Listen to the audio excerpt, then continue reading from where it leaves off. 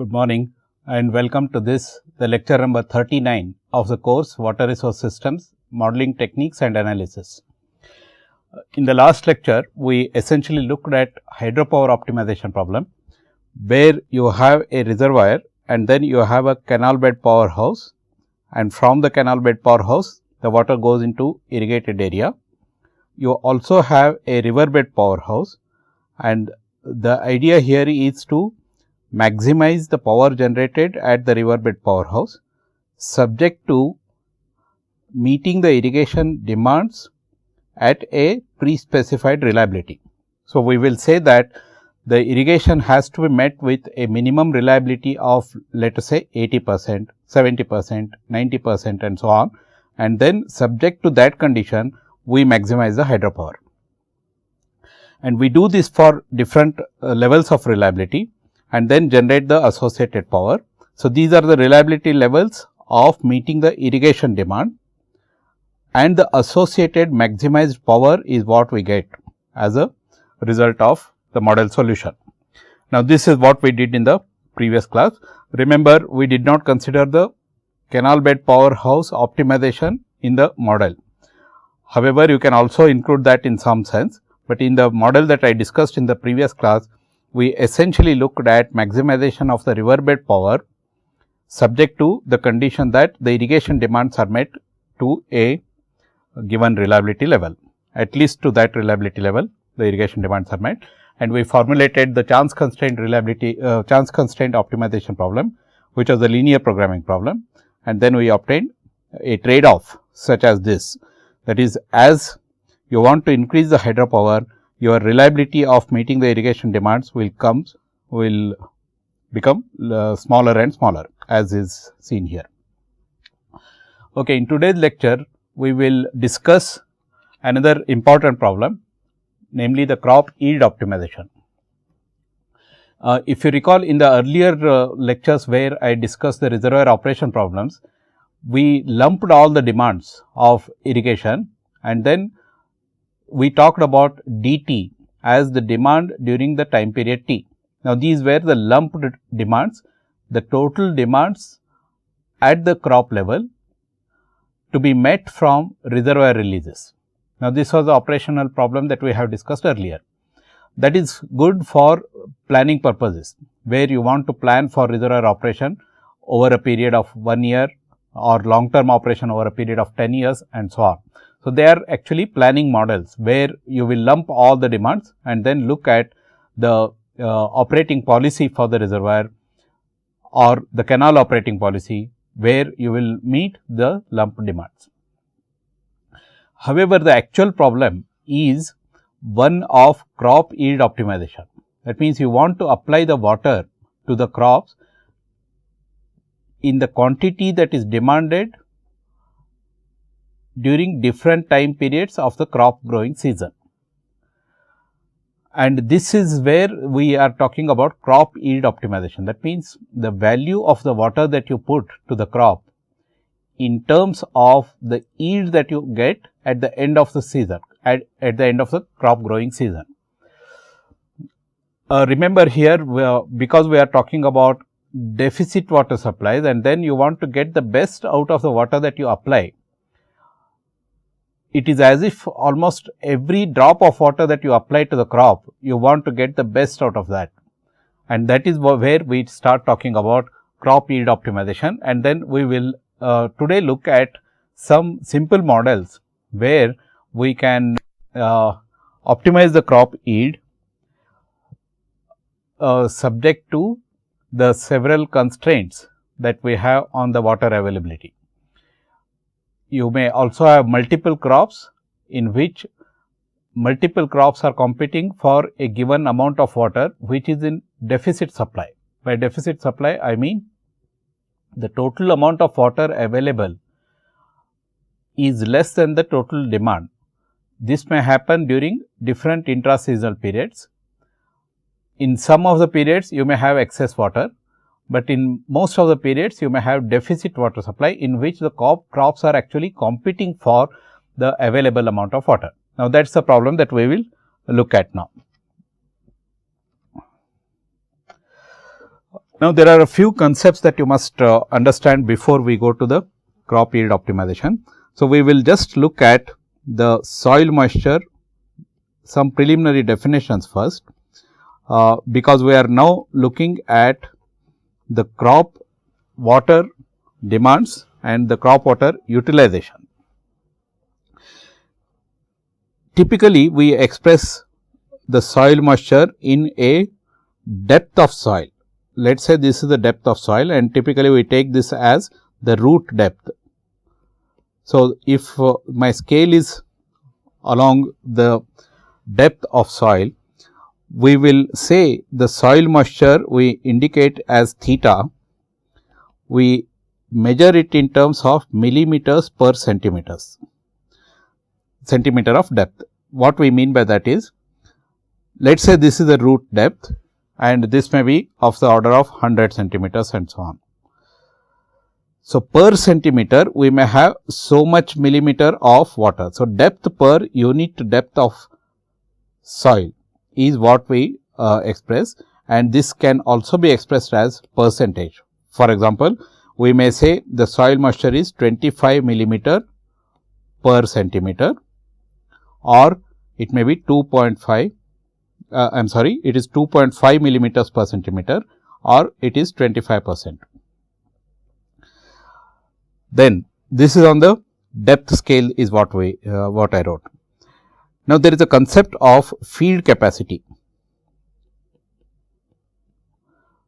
and field capacity we denote it as theta f in our notation.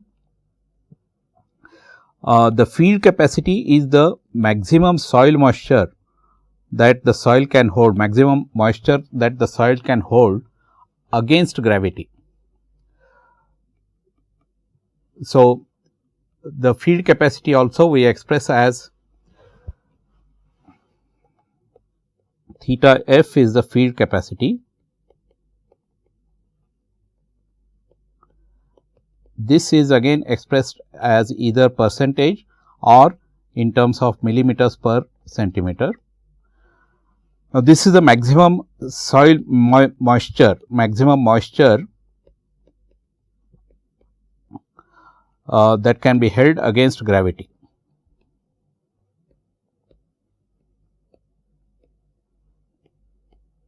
What I mean by that is that you take the root depth of the crop and then you start applying water. Let us say it was in a dry condition, you start applying water. Now, the moisture will be held by the voids, and then as it exceeds the field capacity, it starts going down as deep percolation.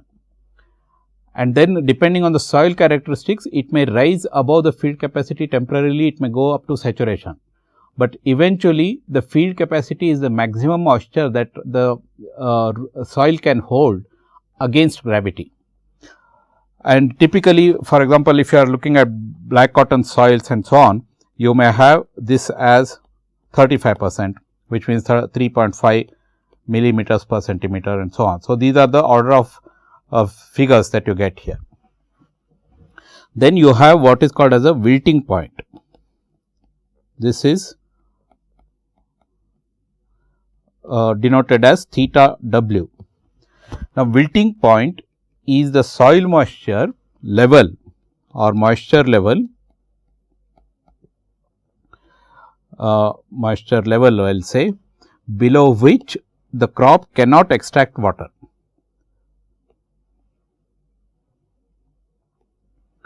Moisture level below which a crop cannot extract water.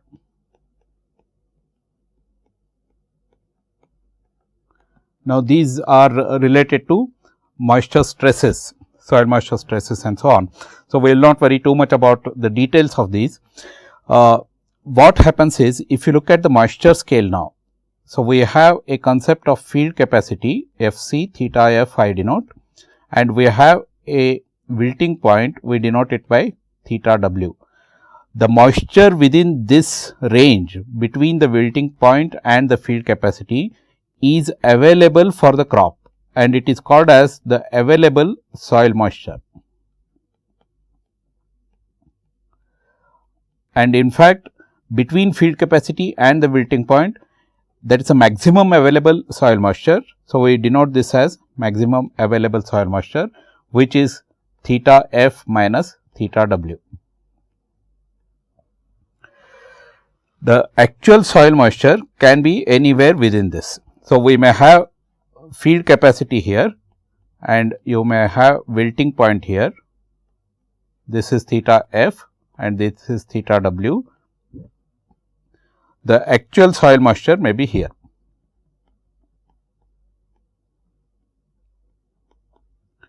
And this we denote it as theta.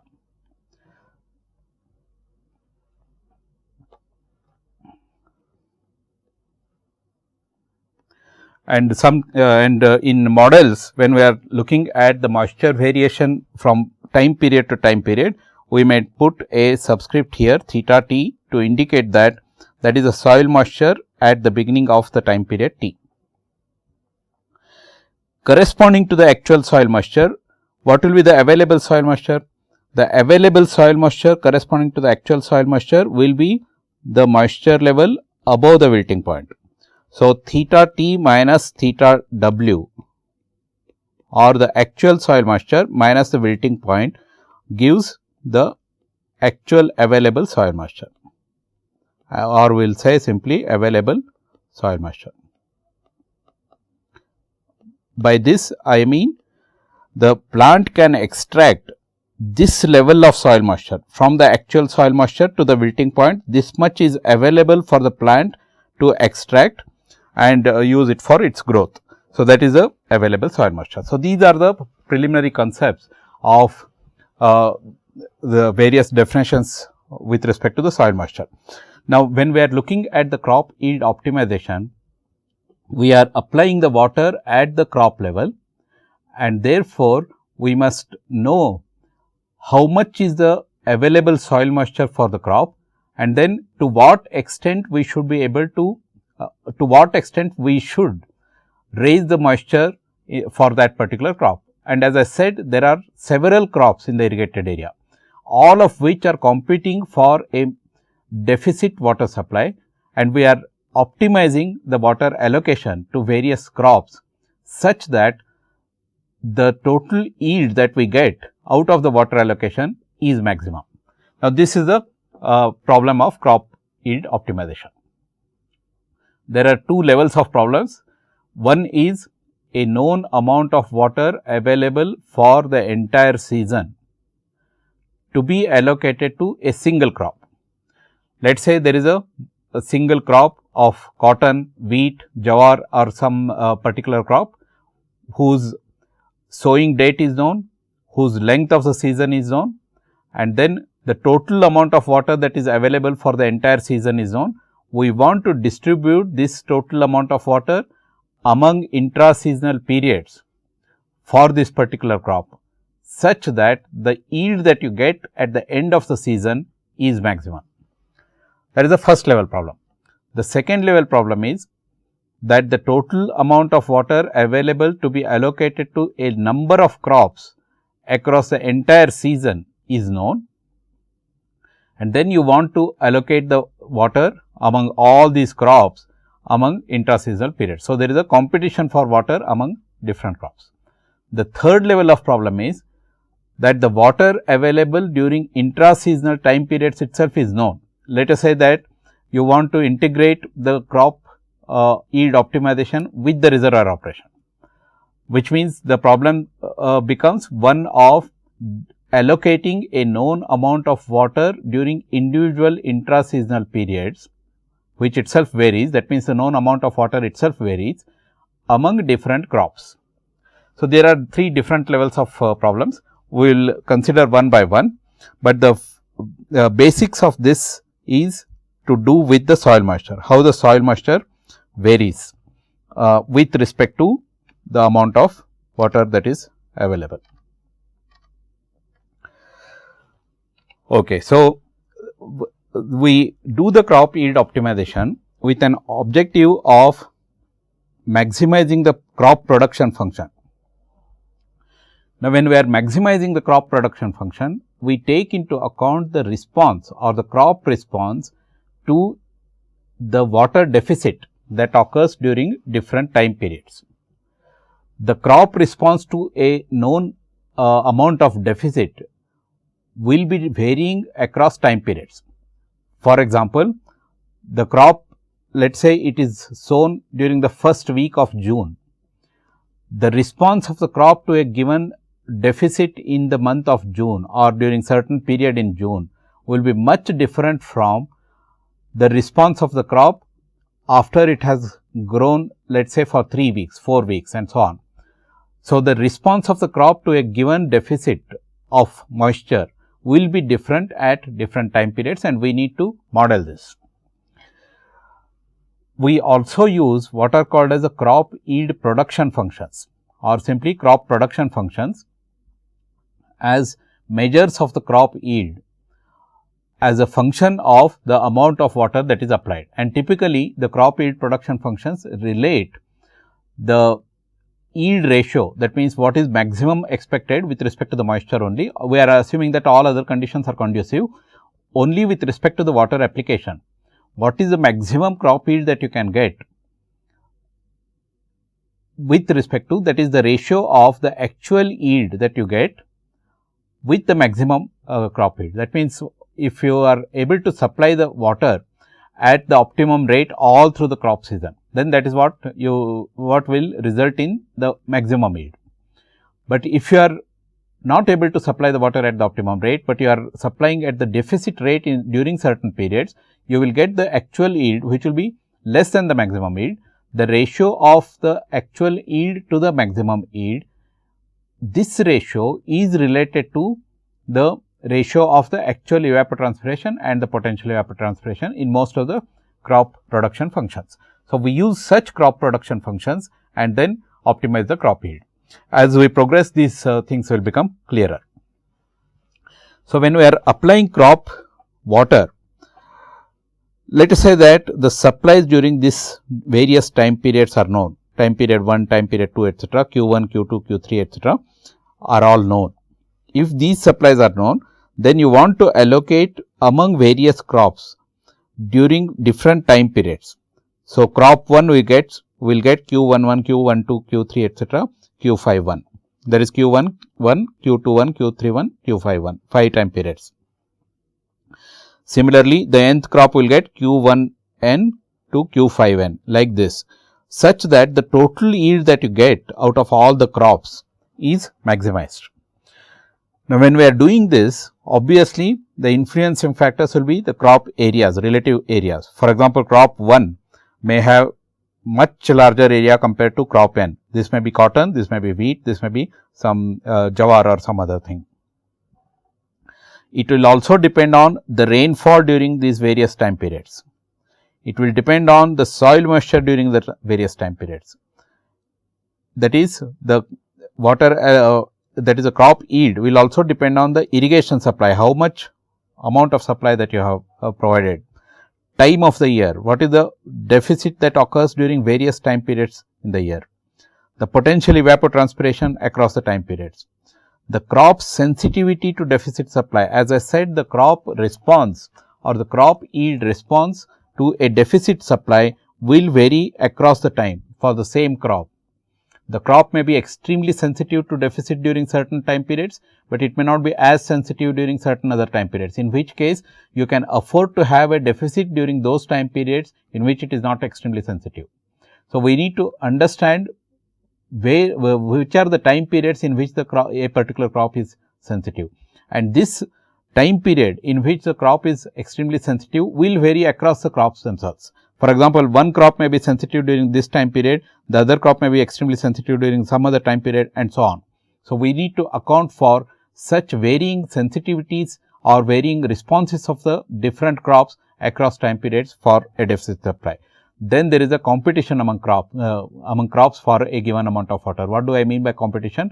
There is a known amount of water that is available. All the crops are competing for the same amount of resource that is available, and you need to look at the competition among different crops and get the maximum yield out of the water that is available. So, that is the broad problem that we are looking at. As I said, we use the crop production functions as measure of the crop yield. Now, typically the crop production functions as we use in water resources are related to the actual evapotranspiration potential evapotranspiration ratio. So, this is called as a ratio of the actual evapotranspiration to the potential evapotranspiration. The potential evapotranspiration, as you know from your basic hydrology, is the maximum evapotranspiration that occurs when all the conditions are conducive for the crop growth. When the soil moisture, as far as water resources are concerned, we will concern ourselves only with the soil moisture. When the soil moisture starts falling below the field capacity, up to a certain point, the crop is able to maintain the evaporation at the potential evaporation rate. Remember here, the crop yield is directly related to the evapotranspiration. So, the potential evapotranspiration indicates that the crop is using the water to its potential need, and we would like to maintain preferably the evapotranspiration rate at the potential level all across the crop season, so that you get the best yield, and that is what the crop production functions indicate.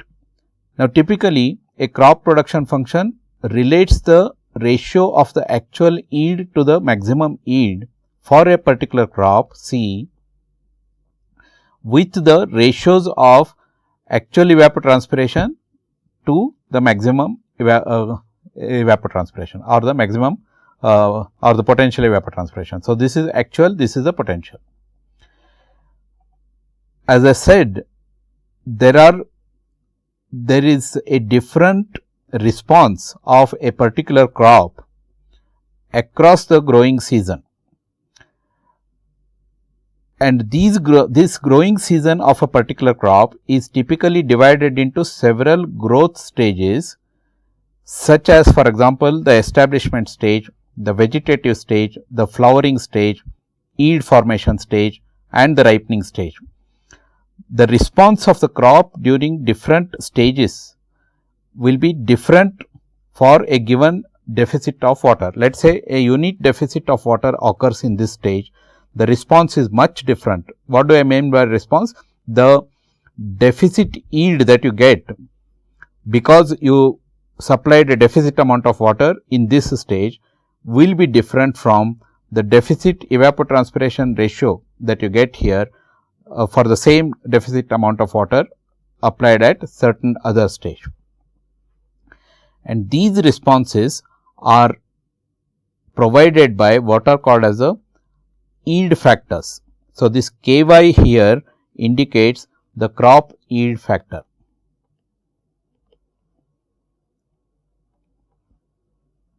And these crop yield factors in fact are the sensitivity, they indicate the sensitivity of the crop C, that is a C there is the crop in the growth stage S. For example, S is equal to 1, 2, 3, 4, 5. In different growth stages for different crops, you will have these KYCs available from the agricultural scientists, agricultural science studies. So, we will assume that these are available. Now, what does this production function do? The production function indicates or relates the ratio of the actual yield to the potential yield to the deficit of AET by PET, that is the actual evapotranspiration by potential evapotranspiration. Now, this is one type of production function where we are using a multiplicative form. This is multiplicative production function. Similarly, we have additive production functions, which we will also introduce later. So, typically what does it do? We would like to have potential evapotranspiration that is the actual evapotranspiration equal to the potential evapotranspiration. If we are able to achieve that during all time periods, that is during all the growth stages, what happens? This becomes 1. for all the time periods, and this becomes 0, and therefore 1 into 1 into 1 etc. So, you get the maximum yield. So, y by ym will be equal to 1, and therefore, the actual yield will be equal to the maximum yield. So, similar such production functions are available. We will make use of that.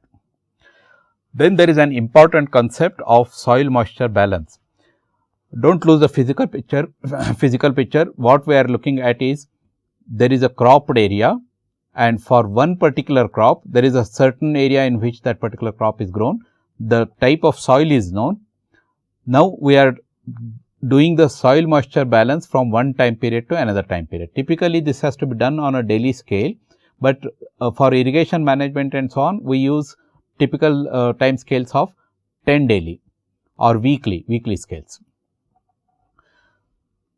The crop root growth itself is growing across time periods, and therefore, the soil depth that we consider from time period to time period itself is increasing. Typically, the crop season will be known. Let us say that you are talking about a 4-month crop, which is 120-day crop or 90-day crop and so on. So, typically the seasons are known. In the growing season, the crop root growth keeps on growing into the soil, and therefore, the net depth of soil that you need to consider will be increasing from one time period to another time period. So, from one time period to another time period, we do what is called as a soil moisture balance. This is simply accounting for the initial soil moisture and adding to it whatever is the external application and taking out from it whatever is going out of that particular roots of the soil zone. This is what we do. Look at this figure now. This is the soil depth. What I am showing is the soil depth. At the beginning of the time period t, these are two time periods t and t plus 1. This is time period t and this is time period t plus 1. The root depth is dt, and you have the soil moisture theta mt. Now, theta mt is expressed in millimeters per centimeter, and this is in centimeters. So, you start with the given soil moisture theta mt, and in terms of millimeters it will be theta mt into dt, dt is in centimeters.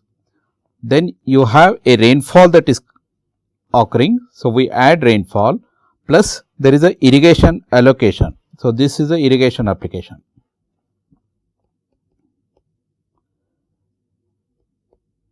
Or allocation, and this is in depth unit. We will take this as millimeters. So, both rainfall as well as the irrigation application are in millimeters. So, you started with a particular soil moisture, you added the rainfall to that, you added the irrigation allocation to that, and you take out the evapotranspiration. This is the actual evapotranspiration.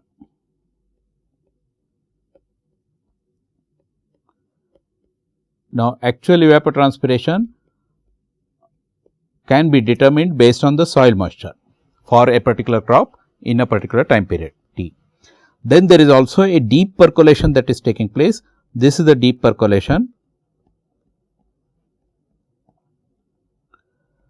This deep percolation is in fact that particular soil moisture which is in excess of the field capacity that goes down the root depth. Now, that is a deep percolation. As a result of this, you end up with a particular soil moisture at the end of the time period, but at the end of the time period, the root growth has extended to another delta d.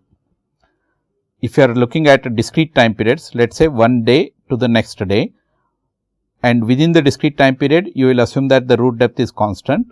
So, when you go to the next time period, the root depth extends by delta d, and this additional soil moisture that has now added to the root zone had an original soil moisture of theta naught.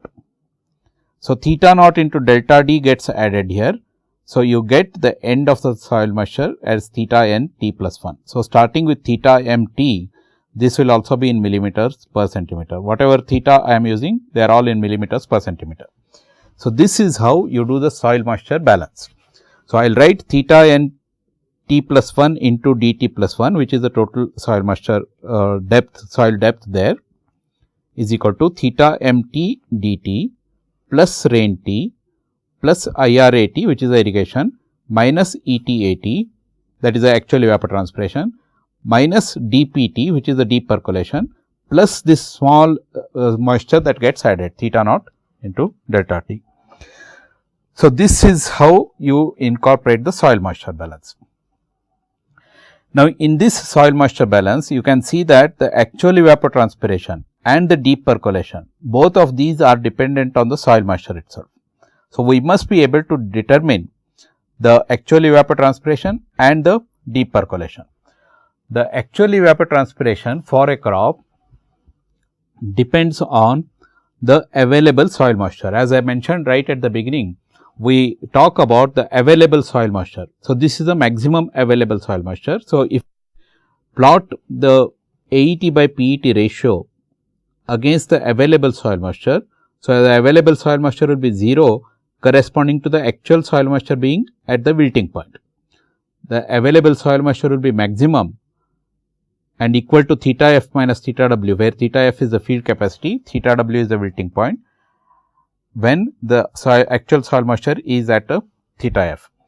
In general, what happens is, as the soil moisture starts depleting from the field capacity, the actual evapotranspiration will still be equal to the potential evapotranspiration until a certain critical soil moisture level. That means, you can afford to deplete the soil moisture until a critical soil moisture is reached, without sacrificing on the evapotranspiration itself, which means the evapotranspiration will still be at the potential evapotranspiration until it reaches a critical level, beyond which it starts depleting, and we assume that it depletes in a linear way. Actually, it is a non-linear relationship, but we can approximate this to be a linear relationship. So, this factor here D is called as the soil moisture depletion factor, and it depends on the particular crop and the particular soil, and in fact, it may change from season to season. That means, from growth stage to growth stage. That means, in a particular time period for a particular crop, you can afford to deplete the soil moisture from the field capacity to this particular level, 1 minus d theta f minus theta w, without sacrificing on the evapotranspiration. So, the evapotranspiration will still be equal to the potential evapotranspiration. That is the idea there, and typically the d value may be of the order of 0.35, 0.4 and so on. All right.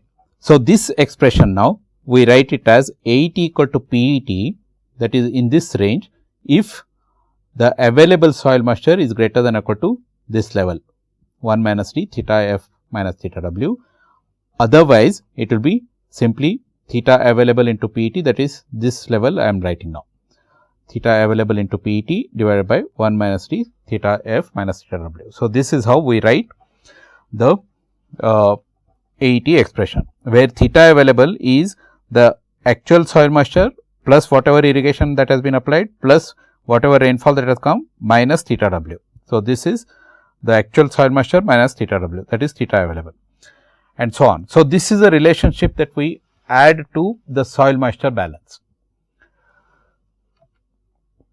Then we look at again the moisture scale now.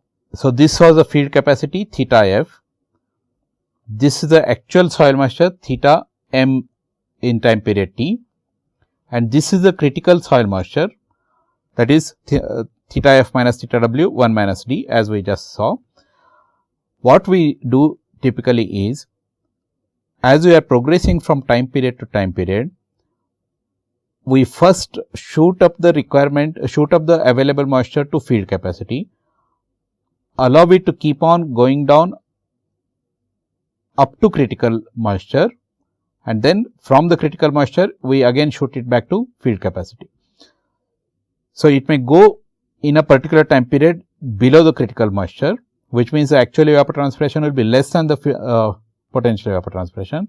From this level we shoot it again to field capacity and again allow it to deplete. again shoot it up to field capacity, and so on. So, this is how we determine the irrigation requirement of the particular crop, and irrigation requirement will depend on the crop area here. So, if we are in this zone, the irrigation requirement will be 0. The moment it falls below the critical zone, we shoot it back to the field capacity, and that is how we calculate the volume, and C is the crop and T is the time period, and M is the we are talking about the moisture requirement, and we use the area of the crops to convert it into volume units. So, all these concepts we use in the optimization problem now. Just to recapitulate what we did so far, we talked about the soil moisture balance, in which we are considering varying soil depths across the time. As the crop root grows, you include that amount of soil into the moisture balance. You start with the particular soil moisture at the beginning of a time period T, and then go across times, every time including whatever has been added to the soil moisture in terms of the rainfall, in terms of the irrigation application, and take out what has been utilized from the soil moisture in terms of the evapotranspiration, that is actual evapotranspiration, as well as in terms of the deep percolation that goes out of the soil depth. So, like this you do the soil moisture balance. Then we also looked at the actual evapotranspiration as a function of the available soil moisture itself. So, typically you can approximate it by a linear function. So, the ratio of the actual to potential evapotranspiration is expressed as a linear function of the available soil moisture. Now, with all of this now, we should be able to write a optimization problem in which we allocate a known amount of water across different time periods. So, we use an additive production function. For this demonstration, I will use an additive production function. You can also use a multiplicative and several other types of production functions depending on the type of optimization problem that you can solve. Now, look at this. If AT equal to PET, G is the growth stage here. If AT equal to PET in all the growth stages, what happens? This becomes 1 and therefore, this becomes 0, therefore, the yield becomes 1. If AT is 0 in all the time periods, your KYGs will be such that this yield becomes 0. So, this is the type of production function that we use now. G is the growth stage, Ng is the number of growth stages, and Y and Ym are actual and maximum yield, and AET is the actual evapotranspiration, PET is the potential evapotranspiration.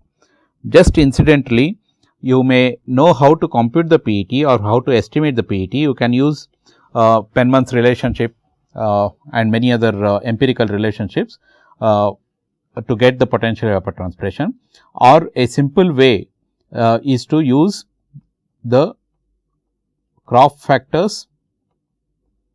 In fact, the Penman relationship and other relationships also give not exactly the PET, but they give what is called as a reference evapotranspiration. This is the reference evapotranspiration. So, from the reference evapotranspiration, you apply the crop factors during time period T to get the potential evapotranspiration during time period T. There are various ways of estimating reference evapotranspiration. You can go through some basic hydrology course to get the different methods. For example, you can use the aerodynamic method, energy balance method, you can use empirical relationships such as Penman's method and so on. So, once you know ET naught, or simply you can get ET naught as K pan into E pan. If you have a measured evaporation rates, you can get Kp into E pan. E pan is the pan evaporation. So, you know how to get the PET in time period T for a particular crop C. So, that is what we are using here. First, we will start with a optimization problem where a known amount of water has to be supplied to a particular crop across time periods T. Now, this is a soil moisture balance. This is at the beginning of the time period T plus 1. The root depth is dt plus 1 for crop C. You started with the soil moisture theta C T. Remember, all the thetas are in millimeters per centimeter. Now, whenever I use theta, it is in millimeters per centimeter, and your D's are all in centimeters. So, when I multiply these two, I get it in millimeters, and all these other terms are in millimeters. So, this is a irrigation application, and this is a actual evapotranspiration. This is also in millimeters. Irrigation application, this is in millimeters, and this is theta naught into some depth, therefore, this is in millimeters. This is deep percolation, this is in millimeters. So, like this you get the soil moisture balance. When you have multiple crops, we use the index C to indicate that it is being written for a particular crop C and for that particular time period T. Okay, then we write the actual evapotranspiration. We can use a simple linear function like this, where we are saying that AET by PET will be 0 when available soil moisture is 0, which means the actual soil moisture is at the wilting point, and AET by PET will be equal to 1 when the available soil moisture is maximum, which means the actual soil moisture is at theta f. So, instead of using that piecewise linear, we will the actual relationship will be something like this, because we use the soil moisture depletion, but we approximate this to this relationship, which means we are saying that whenever the actual soil moisture is at field capacity, the actual evapotranspiration will be equal to potential evapotranspiration. As the soil moisture falls, the AET by PET starts falling down and it reaches 0 when the soil moisture will be at wilting point or available soil moisture will be at 0. Now, this is how we express the relationship between actual evapotranspiration and potential evapotranspiration using this curve. For use in linear programming models, we also write this constraint AET by is less than or equal to PET, because you want to apply this relationship as a linear constraint. So, you have to restrict AET to be less than or equal to PET. We write the optimization problem as follows. In this problem, we are allocating water to a single crop and known amount of water. So, the total water available across time periods is known, and that is Q. So, this is the total amount of water that is available. We write the soil moisture continuity, because we are taking single crop, I will avoid the index C. So, we write the soil moisture continuity, we write the PET expression, this expression now, we write this expression for that single crop, and this we write for all T, and this is again AET should be less than or equal to PET. So, just to make sure that this condition we apply such that AET is always less than or equal to PET. Now, look at this now. We introduce the integer variables beta t, which means 0 or 1. When beta t is equal to 1, this is to make sure you refer to the way we accounted for spills in the reservoir operation problem, where we use the integer variables to make sure that the spills occur only when the reservoir is at its full capacity. Much the same way, what we do here is that we use the integer variables to ensure that the deep percolation term dpt that is occurring here will have non-zero values only when the soil moisture is at the field capacity. So, this is what we make this is how we ensure that theta f is the field capacity and beta t is 0 or 1. So, when beta t is 0, what happens? Theta t plus 1 must be greater than or equal to 0, that is fine. When theta t is equal to 1, theta t plus 1 will be that is when beta t is equal to 1, it will be greater than or equal to theta f.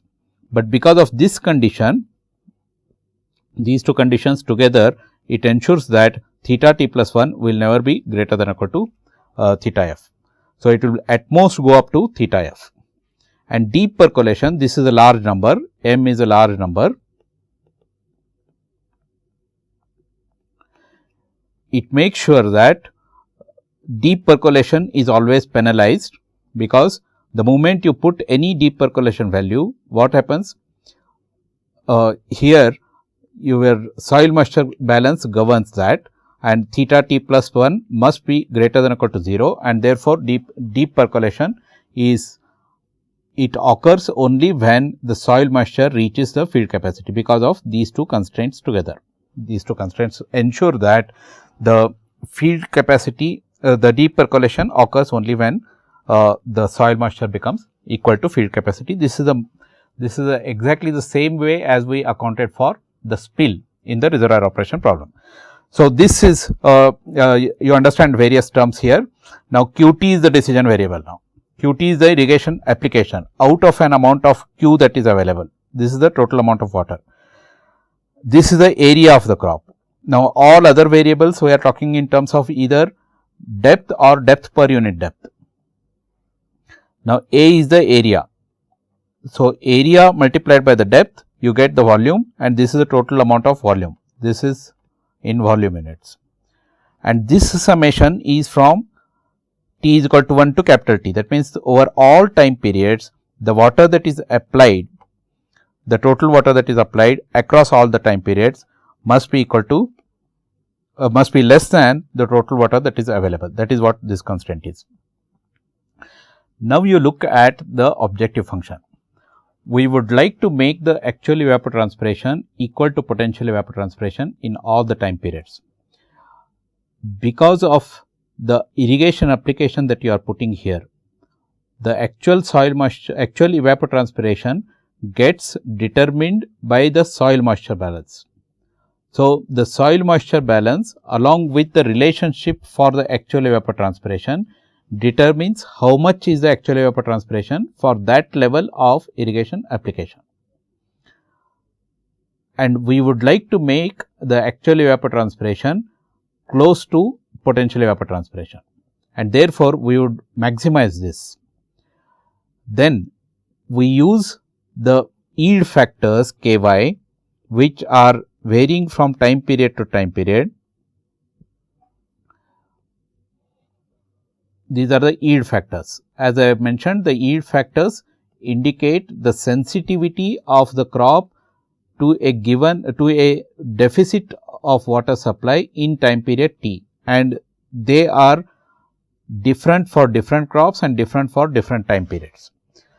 So, we use these yield factors as a weightage to the term AET by PET. What does this ensure? This ensures that in those time periods in which the crop is extremely sensitive, which means the Ky values are very high, in such time periods the priority is given to make AET equal as close to PET as possible, which means if there is a very severe deficit, the deficit is distributed such that in those time periods in which the crop is extremely sensitive to the deficit, the priority is for those time periods, and therefore, the AET becomes close to PET, sacrificing the other time periods in which the crop is not as sensitive. So, the yield factors are used as weightages, and then when we solve this, you get all of these as outcomes or the results. You get Qt, rain T is a data,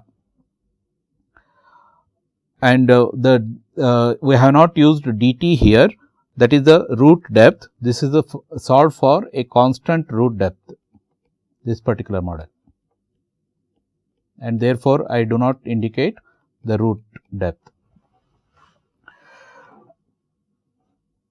So, we get Qt as a solution, and because of that you get theta t as a solution, AET as a solution, and PET is known, and you also get dPT, which is deep percolation, that as a solution. So, if you look at the solution, we will do this for a simple example now. We have the rainfall given for all the time periods. There are 18 time periods, that is we have 180 days, each time period is of 10-day thing. 10-day interval. Crop area is given, field capacity is given 3.32 millimeters per centimeter, wilting point is given, root depth of the crop is given. And we have the potential evapotranspiration values for all the 18 time periods. We have the Ky values or the yield factor values for all the time periods. When we solve this, you get these kind of allocations for these levels of total water available. So, these are the Q, which is the amount of water available.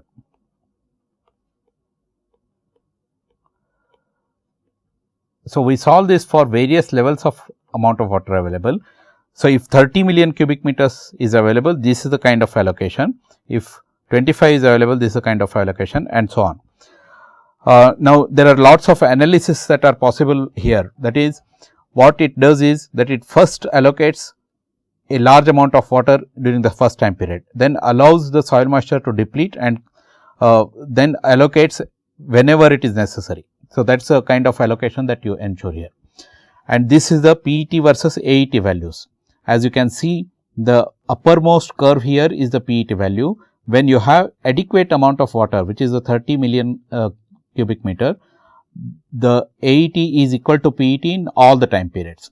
Similarly, it may happen for 25 and 20, but as you start depleting the amount of water, so at 30 million cubic meters is when the total amount of water is 30 million cubic meters. As it starts depleting, the actual evapotranspiration becomes lower and lower, and therefore, the yield will suffer. Similarly, you can have the soil moisture, because soil moisture also comes as an output. The field capacity is here 332. So, it will not exceed 332, and the soil moisture varies with respect to different amounts of total water that is available. And the yield themselves, yield ratio, as you can see, with various levels of water available, the yield ratio will be like this. What does this mean? That this means that if you have a minimum of 25 million cubic meters of water, then you can maintain yield ratio to be 1. That means, the actual yield will be equal to the maximum yield. But as it starts reducing, even with optimal allocation, your yield ratio starts coming down. Now, this problem now we extend to multiple crops.